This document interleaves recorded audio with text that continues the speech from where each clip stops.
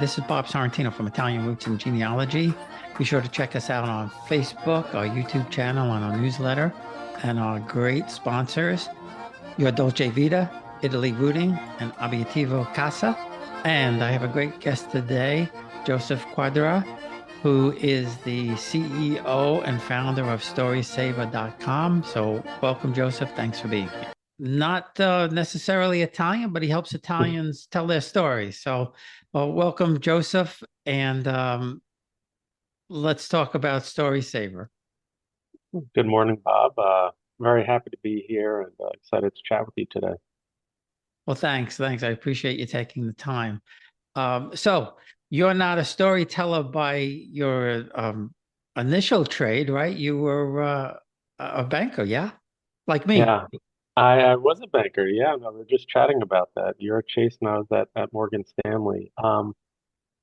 Yeah, so it's always interesting. People are curious to hear how I started out as a banker on Wall Street, and now I own a company that helps people write biographies and memoirs. And kind of the way that I explain it is that I say my life was kind of split between my profession and my passion. So my profession was always finance. I went to University of Notre Dame out in South Bend, Indiana, and I studied finance there.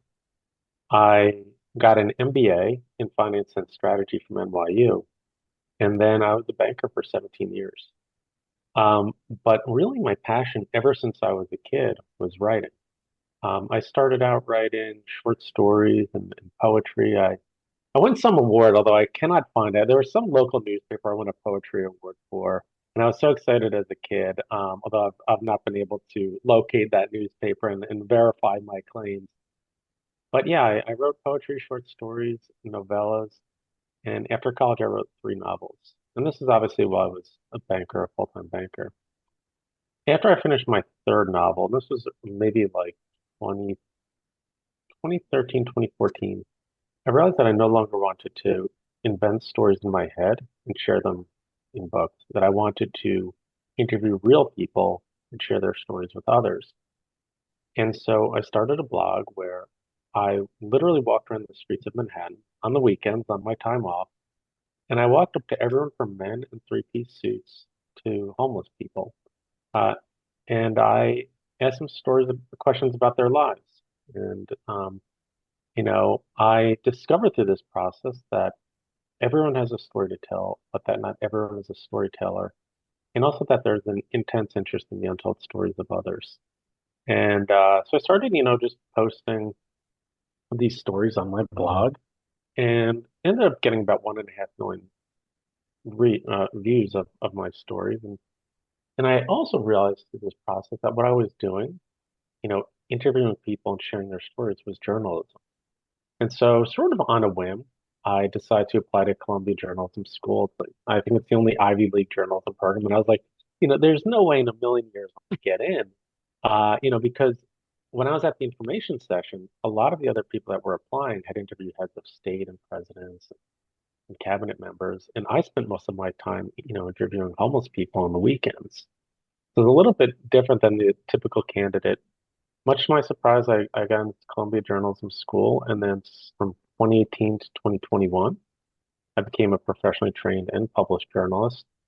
And in 2021, it was sort of a chance conversation I had with a friend of mine who knew of my novel background, my novel writing background, my journalism background, and my business background, and suggested that I start a company that helps people capture their life stories. And so that's what I did. That was back in 2021. And so a little over 2 years later, still going strong. That's fantastic. And I wish I had found you before I published my book because I'm not a writer. I Yeah, could have used the help for sure. yeah. No, it's one thing we always say. I was like, and I'll butcher the quote now, but there's a George Orwell quote where he says something along the lines of like writing a book is like a long, exhausting struggle with like something you cannot control or understand, and nobody would undertake that initiative. No, it's like a long, painful bout with an illness. Nobody would undertake that initiative unless they were driven by demons they cannot withstand or they cannot suppress or ignore. So basically, that wasn't a very good job of paraphrasing, but it's a very torturous process to write a book, so we make it easy for our clients. We do all the hard work. All they have to do is agree to be interviewed by us on the phone, Zoom, or in person. And and that's one of the messages I try to get across to people is that we need to preserve our history, our personal histories for future Yep. generations. Nobody ever did that before. 100 years ago, nobody would even think about doing that. But to me, it's important, whether you're Italian or you're Irish or you're German, or whatever you are, to be Hmm. able to pass that story down. Otherwise, they get lost. They disappear. Yeah, there's another really good quote. I love quotes, and it says that death steals everything except your stories, and it will steal those too if you're not careful. And the reality is that um, you know, everything pretty much about somebody disappears in 2 to 3 generations if you don't record it. We're still reading Leonardo da Vinci sketchbooks from 500, 600 years ago. Um, but typically for your average person, once your direct family passes away, that's it. And so it's really important for us to help people preserve those stories. And uh, just it's incredibly important work. And the other thing I'll say is that it's interesting, back in the day, um, we could, people also had things like notebooks. They would record, they would have journals or diaries, and they'd have photo albums. They would have postcards. They would have physical, tactile things that we could remember them by. Nowadays, we don't have that. Everything is like in the ether of the internet. It's in text messages and emails. And so, interestingly enough, even though we've never been more connected, even though data has never been more at our fingertips, it's now more important than ever to make a concerted effort to save these things in the ephemeral world that we live Yeah, I agree. And I have an ancestor going back to the Renaissance in Italy, Isabella d'Este, in. and they have something like 22,000 letters of hers received and sent. So to your Really? point, back then, and who would ever do that? But you know, there's a lot of that stuff laying around from back then that people just don't know about. Yeah, and interestingly enough, we work with an archivist to, we write people's stories. Sometimes we'll write what I call tribute books about people who have passed away. And so we're just interviewing remaining family members. And one interesting thing is that when it comes to using an archivist to pull publicly available information, typically the further back we go, the easier it is to get the information. So if somebody said, somebody came over in 1918 versus 2018, what would be an easier way for the archivist to get documentation because of the nature of how assiduously things were stored and the paper copies that were kept? It's actually easier to get things from 1918 than 2018, ironically Wow. enough. So, and obviously if you go back into like, the 1600s, it's going to be more difficult. But for the people that we're dealing with who are alive today and want to hear the stories of their grandparents or great grandparents, they always say, "Oh, I'm sure you can't find anything, because my grandpa came over in the 1940s." And I said, "No, actually, counterintuitively, that's better." So, fun So little so fact you that I don't learned. you, so you don't just help write the story, you actually help them research, um, going back 100 years or 150 years, whatever. We do. So if it's a living person, then sometimes it'll be just as simple as sitting down and agreeing to be interviewed by us, and then we will write their story. The writers at StorySavor, I have 75 writers. They write for the New Yorker, the New York Times, the Washington Post, the Atlantic, on and on and on. So in some instances, we'll just interview somebody, and then you'll have a professional writer capture your story. But you're right. We also will occasionally hire professionals that will um, pull publicly available information. So, we've got World War II draft cards, marriage certificate, death certificate. One of my personal favorites is that a lot of people that immigrated to the United States that went through Ellis Island, it's very simple for us to find them and see the actual ship manifest that they arrived on, and you can see where their name was. So we've been able to get that for people. And then anything that's census information is also interesting to see. in 1955, or whenever the census was, you can see at that time, what your great grandparent indicated as their source of income or things like that. And then anything else publicly available, for example, like newspaper articles that were written about them. So it's not only interviewing people that are alive when we're writing these tribute books, um, but also leveraging an archivist to pull publicly available information and to fill in the gaps where people don't have the answers to some of the questions. Right. Yeah. So now you did send me one book about an Italian American family, a person who was actually a fascist in Italy. Yeah. So who asked you to write that book, and how did that work? Yeah. So that was about a gentleman by the name of Aldo. We'll just mention first names. And Aldo um, passed away in 1988. And I'm happy to tell you a little bit about Aldo's story, but sort of a legend in the family. And his grandson had always been fascinated to know what the whole story was. Like he'd heard things, so my client was probably 6 or 7 when his grandfather passed away. And he had always revered his grandfather. He had always heard these fantastical stories and wanted to know what the real truth was. What was the actual story? So he hired us to write his grandfather's story, and we cobbled it together from interviews of probably 5 or 6 remaining people that were alive, as well as we hired a professional archivist to pull publicly available information. And so that's why we did it, and then yeah, and how we did it. And happy to tell you the story too. It's kind of a Well, cool one. well, yeah. And what was interesting about it as I was reading it, I actually, I'm from Queens, so I actually knew a lot of the places, and I knew the place upstate New York, and Oh, really? Yeah. yeah, it's a well-known place for Italians you know, to know from back in the 40s, 50s, 60s. Um, and yeah, it's pretty incredible story, especially the part where, because I'm a big believer. I always tell people who work for me, never lie to your boss. So Mm. there's that one bit in there where, he's being interviewed by the US government and he was the only one who told the truth. So they let him in.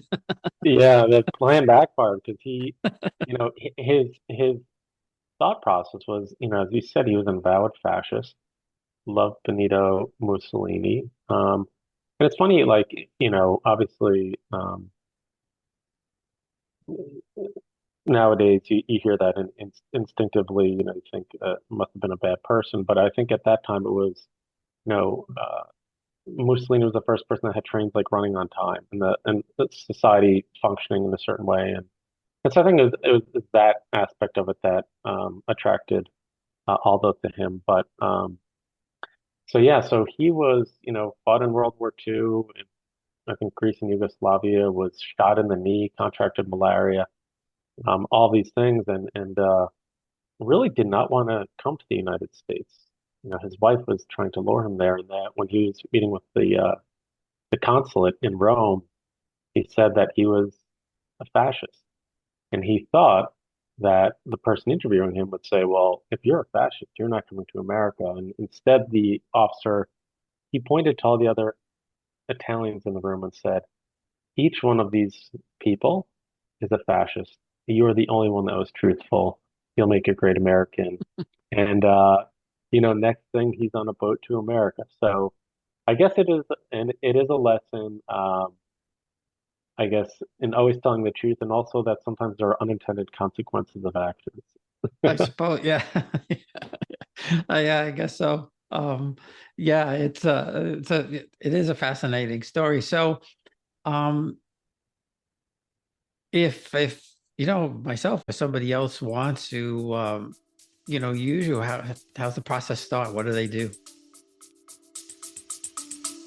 We'll be right back. Experience Italy like never before, traveling with a scheduled group or create your own bespoke tour with friends with philitaly.com. Pack your bags and follow Phil. That's www.philitaly.co.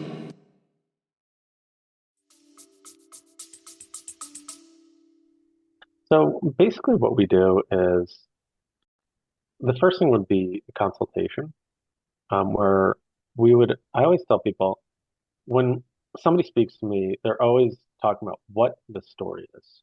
I did this and I did that and I went here and this is what I accomplished and these are the trials and tribulations that I went through. And I always listen patiently because that's obviously important to understand. And these are typically very deeply meaningful stories. And I always say to people, I said, I say, so that's the what. I want to know the why. Why do you want to tell this story? And you'll get wildly different responses. Some people will say, I want to capture this story because I'm getting older, or my father or mother is getting older. I want to capture their story, and I want it only to be shared with our family. This is an intensely private thing. And we'll meet others that say, I want to be a New York Times bestseller, and that they want to write a memoir that's going to be the next big thing. It's important for me to understand what the story is and why. And we can help people regardless of which path they want to go forward with. But it's important for me to understand from the outset what their intentions are and to make sure that we're being realistic. But basically, once I understand the story, what I'll do is I'll reach out to my 75 professional writers. As I mentioned to you before, these are writers at the highest level of skill, writing for some of the best newspaper and magazines in the country. And I'll conduct a writer search based on what story the client wants to tell and why they want to tell it. And I kind of one simple example that I give is, let's say somebody said, "Hey, I went to the 1982 Olympics, and I want to write about that story." And I'll say, "Okay, well, I have somebody that wrote for ESPN, somebody that writes for Sports Illustrated, and somebody that writes for the Sporting News." And I'll come back to the client and I'll say, "These three people specialize in writing sports stories for like three very well-known publications. Here's their background. Here's what they've written. Here's what they want to write." And then the client can interview them, figure out which writer, because it's not only, what you've accomplished, but sometimes it's just that personal meshing, make sure that that occurs. And then once they select the writer, then we're really off to the races. And the writer will conduct interviews with the client, or if we're writing a tribute book for somebody that's passed away with the remaining people, they'll conduct interviews over the phone, typically like an hour a week. It can be exhausting to be interviewed. Um, you know, uh, I remember when I was studying journalism at Columbia, um, you'd interview somebody and it can be very exhausting. People think like, I'll sit down and tell you my life story over 8 hours. It doesn't really work like that from my experience. And so we tell people it can be an exhausting experience, particularly if you've never been interviewed. So let's just do it an hour per week. And so we'll set up an interview schedule with our clients to do an hour per week. After that, the writer will write the story. Client will get to review the first draft, add photos and captions. We will format it for a book, send them the final proof, and then once they give us the go ahead, we will actually publish their book. Now, I mentioned to you when I ask about why, some people say, I just want 4 copies for my grandkids, and that's it. And then burn the manuscript, right? And other people, they want assistance with not only getting it published on, like Amazon, which we can do, but they want help marketing it. And for people who have a desire to have a book be commercially successful, I say, sadly, the easy part about writing a book is writing the book. The hard part is what comes after, the marketing it. McDonald's does not make the best hamburger in the world, but it markets so much that, everyone buys McDonald's hamburgers, right? So we have marketing partners who, after we write it, edit, and publish it, they can promote it and help get the word out. But yeah, that's pretty much the process. We like to, sort of say from soup to nuts, we do everything. Um, from just all the client has to agree is to be interviewed, and a few months after they start with us, we'll deliver them beautiful keepsake books that um, I judge if my company was successful is that in 70 years they're sitting on their grandkids' coffee table somewhere after I'm long gone. Yeah. But yeah, that's the process. Yeah. Yeah. And like I said earlier, people really need to do that. We read about all these historical figures, but what is that, you you can or you can't relate to them. Um, my reason for writing the book was kind of twofold in that I kind of wanted to tell my research story, Hmm. how I researched and things. But I had heard so many fascinating stories by people that I interviewed about Yeah. what they found and just things that couldn't have been a coincidence. Yeah. So, I wanted to get that out there. And then also, um, because of my grandmother's noble roots, there were all of these Italian nobles and people from the Renaissance that we just don't hear about. So I wanted to include some of that stuff. Hmm. But I want to ask you because I'd like to try and write a historical fiction, and I have a couple ideas. One in Hmm. particular of my fourth great grandmother. Um, how does one, if somebody wanted to do that, how does one go about starting that? I think for that, the research is Hmm. easier at least than building a character. And that's kind of where I'm struggling is building a character. Yeah. So, I mean, so are you looking to write this historical fiction with a ghostwriter, or you're just speaking primarily for yourself? Uh, in this case, well, I don't know if it would be a ghostwriter or a partner or something. The thing is, I could do the research Hmm. because I know how to do the research and I can find it and I have a lot of information already. What I'm struggling with is building the characters, you know. And I'll mention it's really a fabulous book about Sicily in the 1200s by Carlo Treviso that I read recently. He's built such rich characters that you don't want to put the book down, if you know what I mean. Hmm. Yeah. I mean, so I'll say two things. Number one is I just finished a illustrated novel for a client.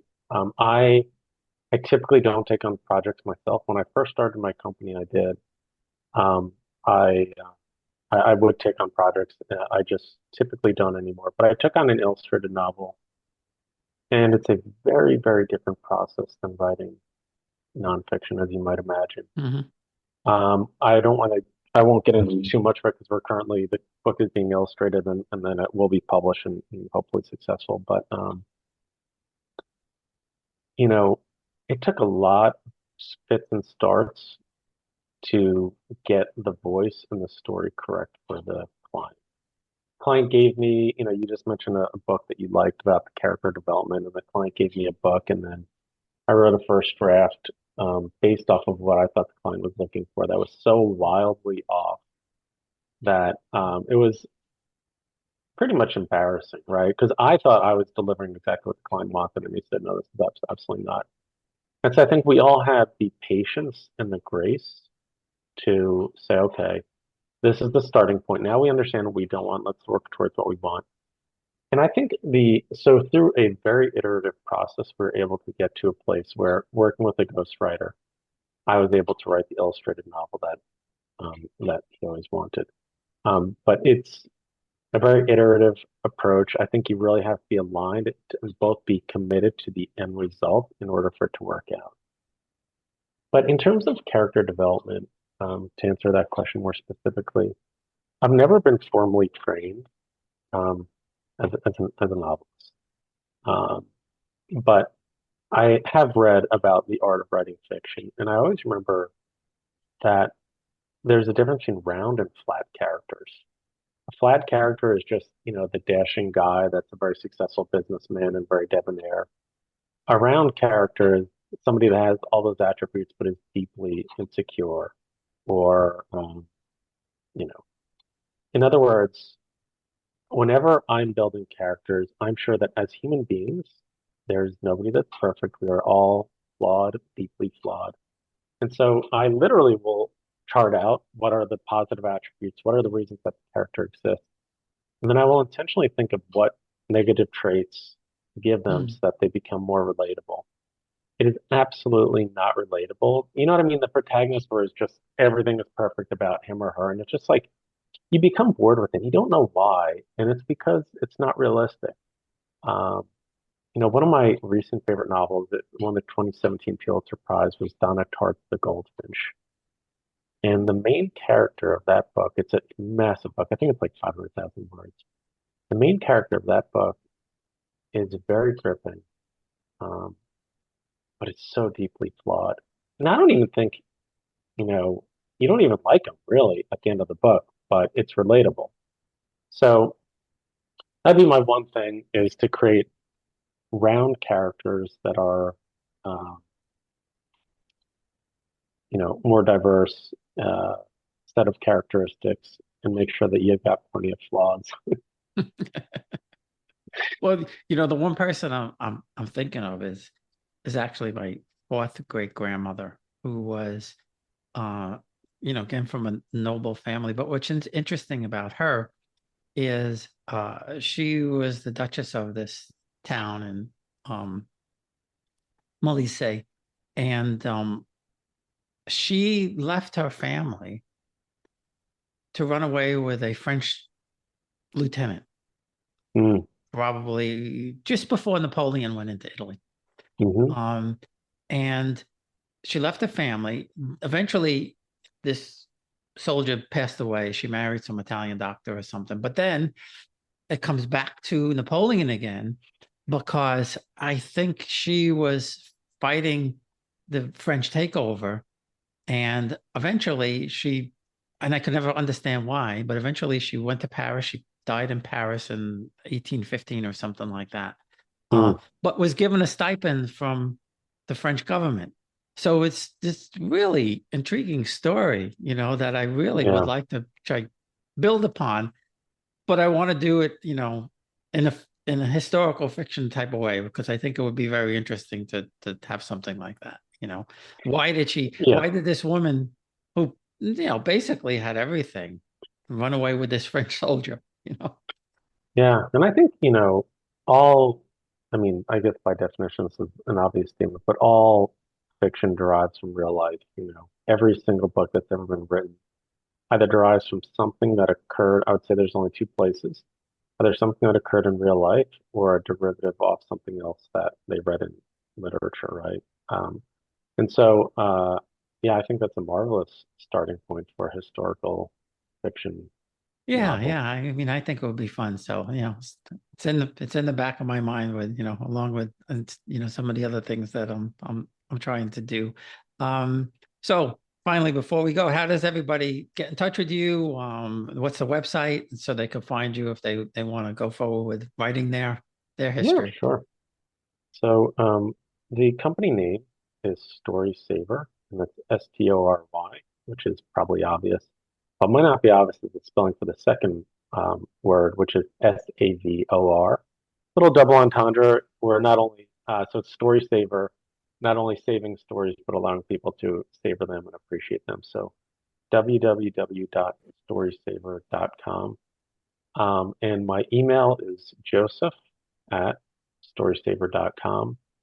And I guess one of the last things I'll say, Bob, is